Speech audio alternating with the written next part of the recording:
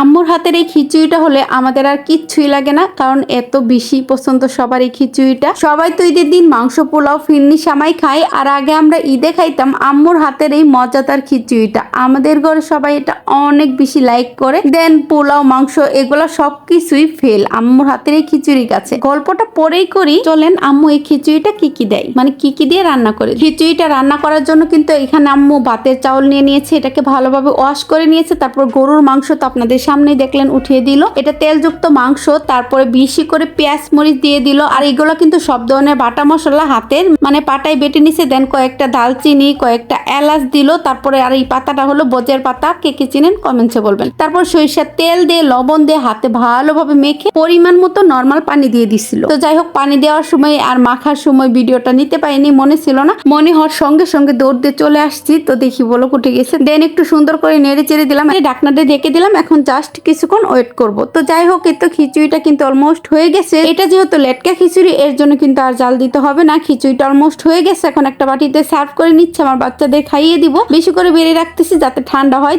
তো ঠান্ডা হলে বাচ্চাদের খাইয়ে দিব। আর আম্মুর হাতের এই খিচুড়িটা অনেক বেশি মজা হয়, আর আমার আম্মুর হাতের সব ধরনের রান্নাই অনেক বেশি মজা, মাশাআল্লাহ বলবেন সবাই। তো যাই হোক, এই তো দেখেন আমি কিছুটা খিচুড়ি বেড়ে রাখতেছি একটা বাটিতে। তো সুন্দর করে এখন এটা ফ্যানের নিচে রেখে দিব, দেন ঠান্ডা হলে বাচ্চাদের খাইয়ে দিব। আর মায়ের হাতের রান্না খেতেও কিন্তু একটা ভাগ্য লাগে, তো আলহামদুলিল্লাহ সেই ভাগ্য আমাদের হয়েছে। তো আর এই তো দেখেন সুন্দর করে মাছ ভেজে নিচ্ছে। এই মাছগুলা কিন্তু বিলের একদম টাটকা ফ্রেশ সরপুটি মাছ, আর সরপুটি মাছটা তো আমার অনেক বেশি প্রিয়। আগে এই সরপুটিটা আর ছোট মাছ আর চিংড়ি মাছ ছাড়া আমি কোনো মাছই খেতাম না, আর এখন তো প্রায় অনেক মাছই খাইতে পারি। তো যাই হোক, ওই টাটকা ফ্রেশ মাছগুলাকে আমি হলুদের গুঁড়ো, মরিচের লবণ দিয়ে সুন্দর করে সরিষার তেলে ভেজে নিচ্ছি।